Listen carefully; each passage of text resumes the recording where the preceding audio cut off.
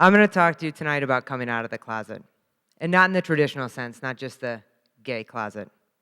I think we all have closets.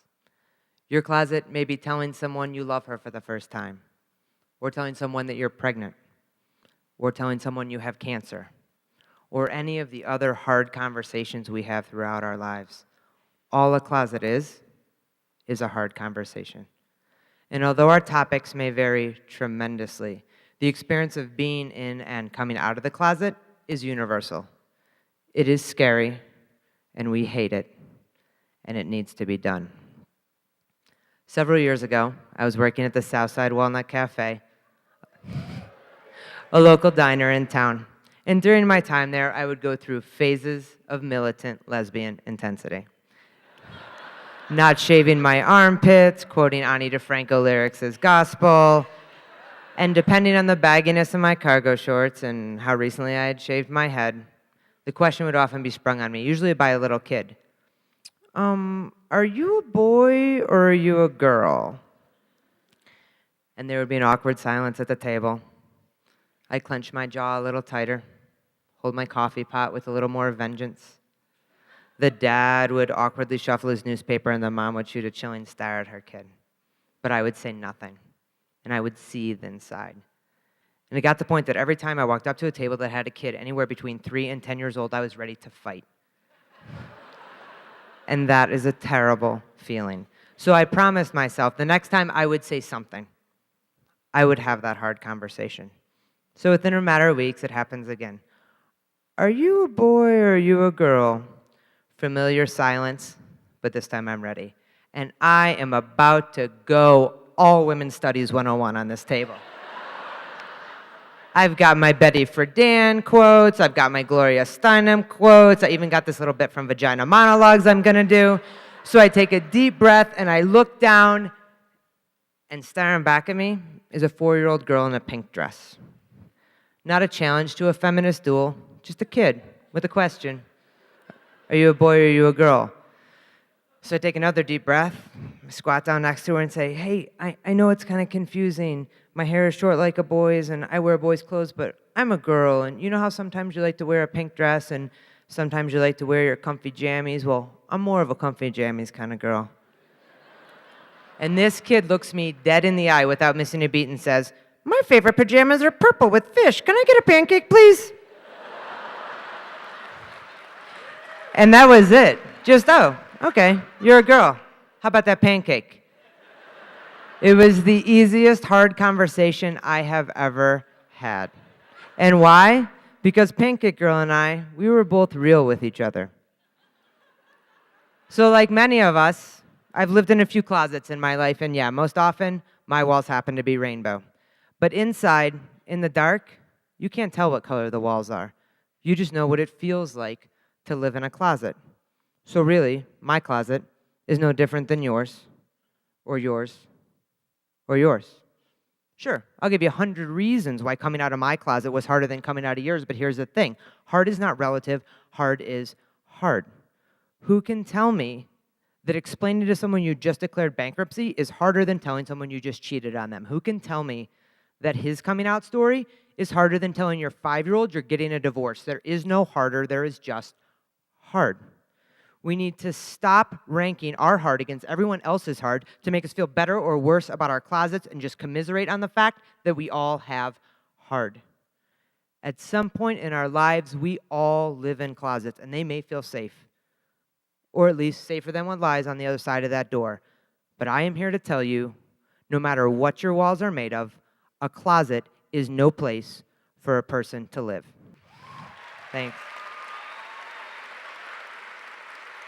So why is coming out of any closet? Why is having that conversation? Why is it so hard? Because they're stressful. We're so concerned about the reaction of the other person, and understandably. Will they be angry, sad, disappointed? Will we lose a friend, a parent, a lover? These conversations cause stress. So let's geek out on stress for a minute. Stress is a natural reaction in your body. When you encounter a perceived threat, keyword perceived, your hypothalamus sounds the alarm, and adrenaline and cortisol start coursing through your veins. This is known as fight or flight. Sometimes you rumble, sometimes you run. And this is a totally normal reaction. And comes from a time when that threat was being chased by a woolly mammoth. The problem is your hypothalamus has no idea if you're being chased by a woolly mammoth, or if your computer just crashed, or if your in-laws just showed up on your doorstep, or if you're about to jump out of a plane, or you need to tell someone you love that you have a brain tumor. The difference is the woolly mammoth chases you for, maybe 10 minutes? Not having those hard conversations, that can go on for years, and your body just can't handle that. Chronic exposure to adrenaline and cortisol disrupt almost every system in your body and can lead to anxiety, depression, heart disease, just to name a few. When you do not have hard conversations, when you keep the truth about yourself a secret, you're essentially holding a grenade. So imagine yourself 20 years ago. Me, I had a ponytail, a strapless dress, and high-heeled shoes. I was not the militant lesbian ready to fight any 4-year-old that walked into the cafe. I was frozen by fear, curled up in the corner of my pitch black closet, clutching my gay grenade. And moving one muscle is the scariest thing I have ever done. My family, my friends, complete strangers, I had spent my entire life trying to not disappoint these people. And now, I was turning the world upside down. On purpose. I was burning the pages of the script we had all followed for so long. But if you do not throw that grenade, it will kill you. One of my most memorable grenade tosses was at my sister's wedding. It was the first time that many in attendance knew I was gay. So in doing my maid of honor duties in my black dress and heels, I walked around to tables and finally landed on a table of my parents' friends, folks that had known me for years. And after a little small talk, one of the women shouted out, "I love Nathan Lane." And the battle of gay relatability had begun. Ash, have you ever been to the Castro? Well, yeah, actually, we have friends in San Francisco. Well, we've never been there, but we heard it's fabulous. Ash, do you know my hairdresser, Antonio? He's really good, and he has never talked about a girlfriend. Ash, what's your favorite TV show? Our favorite TV show? Favorite, Will and Grace. And you know who we love? Jack. Jack is our favorite. And then one woman, stumped, but wanting so desperately to show her support, to let me know she was on my side, she finally blurted out, "Well, sometimes my husband wears pink shirts."